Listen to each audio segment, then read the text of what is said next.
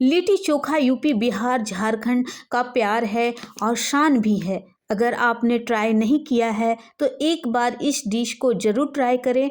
वैसे तो ये आग पे बनता है, लेकिन मैं इसे प्रेशर कुकर में बनाऊंगी, वो भी ऑथेंटिक तरीके से। इतनी आसान लिट्टी चोखा की रेसिपी आपने पहले कभी नहीं देखी होगी। साथ में मैंने देसी स्टाइल चोखा और तीखी हरी चटनी की भी रेसिपी शेयर की हूँ। तो हेलो फ्रेंड्स, नमस्ते, सत श्री अकाल। मैं रिंकी मदर किचन रेसिपी में आप लोगों का सभी का स्वागत है। तो चलते हैं, आज की बहुत ही पॉपुलर और वर्ल्ड फेमस लिट्टी चोखा की रेसिपी शुरू करते हैं। तो इसके लिए हमने लिया टमाटर, हरी मिर्च, लहसुन और बड़ा साइज वाला जो बैंगन होती है वो मैंने लिया और इसको अच्छी से क्लीन और वॉश कर लिया। उसके बाद हम इसमें चीरा लगाएंगे और चीरा लगा कर हम करके हम ये चेक कर लेंगे कि इसके अंदर कीड़े तो नहीं हैं। इस तरह से काट लेने से हमें ये पता चल जाता है कि हमारे बैंगन कैसा है, कीड़े तो नहीं लगे। तो उसके बाद हम 2 हरी मिर्च इसके अंदर हम डाल देंगे, जैसे गाँव में बनाते हैं ना, पकाते हैं ना बैंगन को, उसी तरह से इस तरह से हम डाल करके और इसमें सरसों का ऑयल इसके ऊपर लगा के चारों तरफ इसको हम अच्छी तरीके से फैला देंगे। इस तरह से लगा देनी है ताकि जब ये पके जब बैंगन, तो इसके छिलके जो हैं वो आराम से निकले। इसलिए इसमें तेल लगाने से ये बहुत ही आराम से इसके छिलके निकल जाते हैं। तो इस तरह से ये मेरी कंप्लीट हो गई है। अब मैं गैस के ऊपर एक जालीदार जाली रखूँगी और बैंगन को और टमाटर को इस तरह से सभी को हम रखते जाएंगे। 2 टमाटर इसमें डालूँगी और 2 साबुत लहसुन डालूँगी। ऐसे सर्दियों में पका हुआ लहसुन खाना बहुत ही फ़ायदेमंद होता है। सर्दी जुकाम में ये बहुत ही असरदार करता है। और फिर इसके बाद मैं 2 हरी मिर्च डाली और अच्छी तरीके से इसको हम पकने देते हैं गैस पे, धीमे आंच पे। तो फिर इसके बाद हम चलते हैं साइड में, हम जो आटा जो है वो हम लगाते हैं, डो इसका तैयार करते हैं। तो मैंने टेस्ट अनुसार नमक और आधा चम्मच अजवाइन हाथों में क्रश करके इसमें हम डालेंगे। गेहूं का आटा लिया है मैंने और 2 चम्मच इसमें देसी घी डालूंगी। इससे बहुत ही खास्ता बनता है, जो लिट्टी है वो बहुत ही खास्ता बनता है। और इस तरह से हम चारों तरफ से अच्छी तरीके से हम आटा और घी को अच्छी तरीके से मिला लेंगे और इस थोड़ा सा साइड कर लेंगे, क्योंकि हम इसे आज हम दूध से सानेंगे। दूध से हम ये आटे को जो है डो तैयार करेंगे। और इस तरह से डो बहुत ही खास्ता और बहुत ही हेल्दी बनता है। तो इस तरह से हम डो तैयार कर लेंगे और डो इस तरह से तैयार करना है, ना टाइट गूंदनी है ना गीला गूंदना है। और डो को अच्छी तरीके से, बिल्कुल अच्छी तरीके से गूंदना है, टाइट और ना गीली, बिल्कुल सॉफ्ट होनी चाहिए। ये देखो इस तरह से होनी चाहिए डो। और इसको मैं किचन टॉवेल से ढक करके 10-15 मिनट के लिए मैं इसको रेस्ट के लिए छोड़ देती हूँ, ताकि ये अच्छी तरीके से सेट हो जाए। उसके बाद मैं चलती हूँ, जो गैस पे हमने टमाटर बैंगन को पकने के लिए रखा था, बीच बीच में मैं इसको पलट भी रही थी और आटा भी गूंद रही थी। तो इस तरह से लहसुन और हरी मिर्च को भी अच्छी तरीके से उलट पुलट के पकाने हैं। टमाटर भी हमारे पक रहे हैं धीरे धीरे। इस तरह से उलट पुलट के पकाने, ताकि चारों तरफ से ये पक जाएं, कहीं से कच्चे ना रह जाएं। तो इस तरह से ये बिल्कुल हमारी कंप्लीट हो गई है। अब मैं इसको अलग प्लेट में निकाल कर साइड करती हूँ, सारे को मैं निकाल देती हूँ। और लहसुन तो बहुत अच्छी से पक गई है, बहुत अच्छी खुशबू भी आ रही है, लहसुन का पकने वाली जो खुशबू बहुत अच्छी लग रही है। तो इस तरह से इसको हम ठंडे होने के लिए छोड़ देते हैं और फिर चलते हैं मसाले तैयार करने के लिए। तो मैंने 2 प्याज को अच्छी तरीके से छीला और इसके जो हार्ड पार्ट हैं वो मैंने चाकू से निकाल के साइड कर दिया। इस तरह से साइड कर दिया इसके जो हार्ड वाले पार्ट हैं। उसके बाद मैंने अदरक और 6 से 7 कलियां मैंने लहसुन छील के लिया और हरा धनिया लिया इस तरह से। तो इस तरह से अदरक और लहसुन को बिल्कुल बारीक काटने हैं। आप कद्दूकस करके भी आप इसको आसानी से कर सकते हो, बहुत ही जल्दी हो जाता है। तो ये ध्यान देना है कि इसे बारीक पीसना नहीं है, बस कद्दूकस करके या चाकू से भी आप इसको रफली छोटे छोटे टुकड़ों में काट सकते हैं। पर बेटर है कि आप इसको कद्दूकस कर लें, बहुत ही अच्छी तरीके से ये तैयार हो जाते हैं। तो इस तरह से धनिया पत्ता को भी मैं बारीक काट लिया और प्याज को भी बारीक काट ले रही हूँ। इस तरह से बारीक काट करके साइड कर देनी है। और एक जो प्याज है वो मैं इसको साइड कर देती हूँ, वो चोखा में काम आएंगे। फिर चलती हूँ, एक बाउल में मैंने 1.5 कप चने का सत्तू लिया। चने का जो आटा होता है वो हमारे साइड में इसको सत्तू बोलते हैं। तो इस तरह से 1.5 कप मैंने चने का सत्तू लिया और फिर इसमें टेस्ट अनुसार नमक और आधा चम्मच अजवाइन हाथों में लेकर के क्रश करके इसमें डालने हैं। तो इस तरह से क्रश करके डाल दिया। और फिर इसमें मैं सरसों का ऑयल डालूँगी, कच्चा सरसों ऑयल डालूँगी, बहुत ही अच्छी टेस्ट आती है इससे। उसके बाद जो हमने बारीक काट के रखा था अदरक और लहसुन को, अब इसमें हम डाल देते हैं। उसके बाद फिर जो बारीक प्याज भी काटा था उसको भी डालूँगी। ये देखो इस तरह से डाल देनी है। और हरी मिर्च भी आप काट करके डालें, हरी मिर्च का भी टेस्ट बहुत ही अच्छा आता है। तो मैंने 2 हरी मिर्च को काटा और जो धनिया पत्ता है अब इसमें डाल देती हूँ। इस तरह से डाल दिया। और उसके बाद आप कोई भी अचार का मसाला हो आपके पास, मिर्च का अचार हो या आम का अचार हो या जो कोई भी अचार का मसाला आप 1 चम्मच इसमें डाल दें। फिर आधा नींबू का रस मैं इसमें डालूँगी। अगर आपको खट्टा पसंद है तो आप और नींबू का रस थोड़ा डाल सकते हो, पर मैंने जैसे इसमें डाला अचार का मसाला डाला और नींबू, तो बहुत ही टेस्टी लगेगा। और इस तरह से सभी मसालों को अच्छी तरीके से मिला लेनी है। ये देखो इस तरह से मिला लेनी है बिल्कुल अच्छी तरीके से। जब ये मिल जाए तो इसके बाद हम इसमें थोड़ा-थोड़ा करके पानी डालेंगे और गीला नहीं इसको करना है, बिल्कुल भुरभुरा जैसा हो। और ये आपको दिखा रही हूँ इस तरह से भुरभुरा जैसा हो बिल्कुल ये। तो ये मेरी कंप्लीट हो गई है। इसके बाद मैं इसको साइड करती हूँ और चलती हूँ। जो आटा हमने जो सेट करने के लिए रखा था बिल्कुल अच्छी तरीके से सेट हो गई है।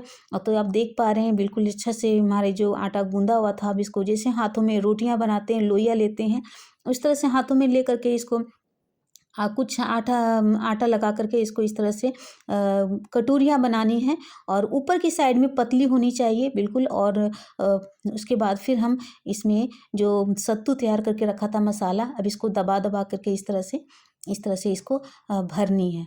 तो इस तरह से भर लिया और इसको तो हल्के हल्के हाथों से इस तरह से दबाते जाने हैं और राउंड राउंड इस तरह से घुमाते जाने हैं। आटे को जो कटोरियाँ हैं उसको इस तरह से घुमाते जाने हैं और इस तरह से बिल्कुल जो मुंह तक आ जाए इसके। उसके बाद जो आटे जो बच जाते हैं ऊपर वाली जो है उसको हम साइड कर लेंगे। इसको हम नहीं दबा करके इसको हम साइड करके रख देते हैं और इसको अच्छी तरीके से हाथों से राउंड राउंड उसको घुमाते हैं ताकि सब जो मसाले हमने इसमें जो भरे थे वो अच्छी तरीके से सेट हो जाए और कहीं से ये फटे नहीं, इसलिए इसको अच्छी तरीके से घुमाने हैं।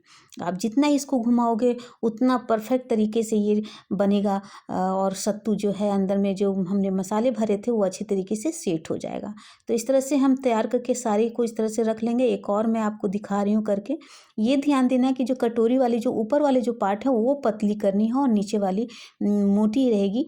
तो और इस तरह से भर के अच्छी तरीके से भर लेनी है और ये देखो आप दबा दबा के इसमें भरनी है और इस तरह से राउंड राउंड उसको घुमानी है। आप देख पा रहे हैं।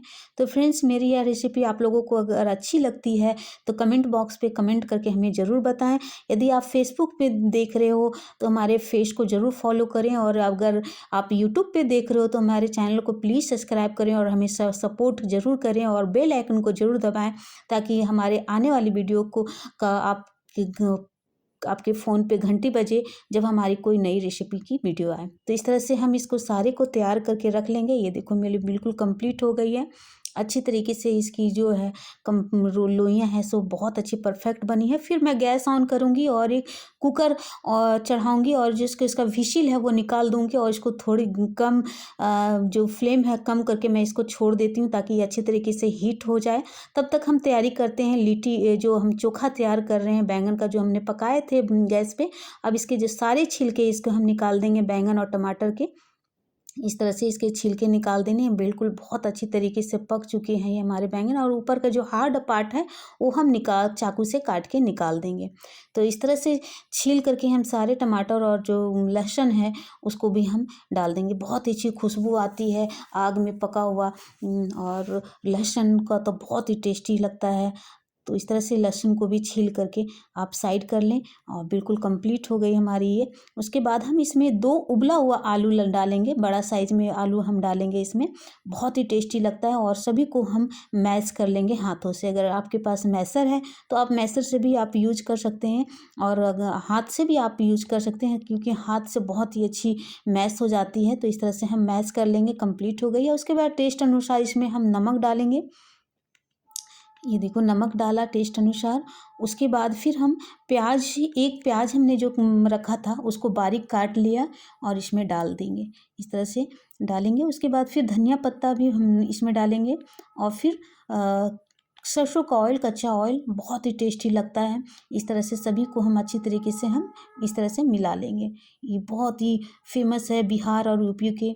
तो फ्रेंड्स, आप इसको ज़रूर ट्राई करें। तो इस तरह से हम इसको साइड कर देते हैं और फिर चलते हैं। हमारा जो कुकर है बहुत ही हीट हो गया है और गर्म हो गया है, और जो हमने लिट्टी बना करके रखा था अब इसमें हम डाल देंगे। ये चीज़ को ध्यान देना है कि इसको ठंडे में नहीं डालना है, जब कुकर गर्म हो जाए तभी इसमें हम डालेंगे, और कुकर का ढक्कन हम इसको लगा करके 5 मिनट के लिए हम छोड़ देंगे।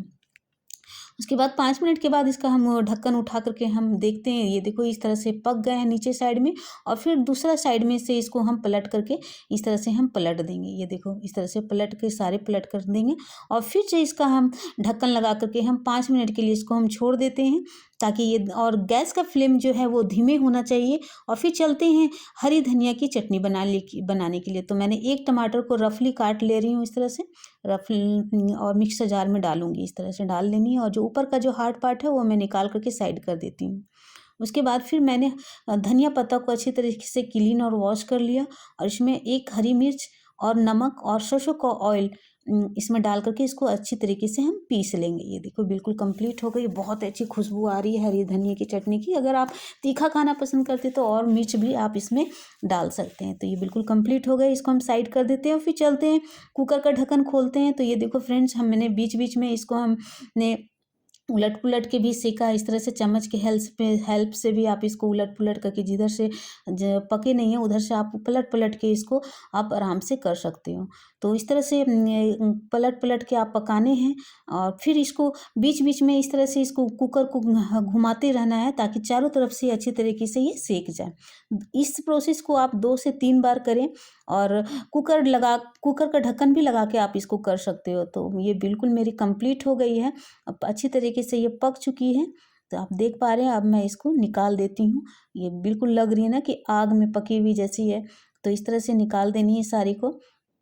ये ध्यान देना है कि कुकर का जो है गैस का फ्लेम बहुत ही लो हो, तभी अच्छी तरीके से ये पक पाती। तो ये बिल्कुल मैंने सारे को अच्छी तरीके से पका लिया कुकर में, और मैं इसको सर्व करने के लिए अब चलती हूँ। फ्रेंड्स, ये देखो बिल्कुल परफेक्ट तरीके से ये पक चुकी है चारों तरफ, बहुत अच्छी तरीके से पकी हुई है। ये देखो। तो फ्रेंड्स, चलती हूँ इसको सर्व करने के लिए। और इस तरह से तो आप कटोरी में घी ले करके आप उसमें डिप करके भी कर सकते हो, पर मैं इसको देसी घी मैं ऊपर से 1 चम्मच ले करके इसको डाल करके सर्व करूँगी। फिर जो चोखा बनाया था हमने, अब इसमें डालूँगी। इस चोखा की बहुत ही खुशबू अच्छी आ रही है। और फिर जो धनिया चटनी की जो बनाई थी वो डालती हूँ मैं। अब इसको तोड़ करके दिखाती हूँ फ्रेंड्स, कितनी अच्छी बनी है। ये देखो बिल्कुल सॉफ्ट बिल्कुल है, ये टाइट भी है। और ये देखो अंदर के मसाले कितनी कितनी खुशबू भी बहुत अच्छी आ रही है। तो आप इस तरह से बना करके सर्व करें और इंजॉय करें, और ज़रूर ट्राई करें फ्रेंड्स। इस तरह की रेसिपी बहुत ही फेमस है यूपी और बिहार में। तो अब मैं चलती हूँ उसको सर्व करने के लिए। आप भी इसको बना करके सर्व करें, इंजॉय करें। तो अगली वीडियो में मिलते हैं नेक्स्ट नई रेसिपी के साथ, कुछ अलग रेसिपी के साथ। तब तक के लिए bye bye, take care friends.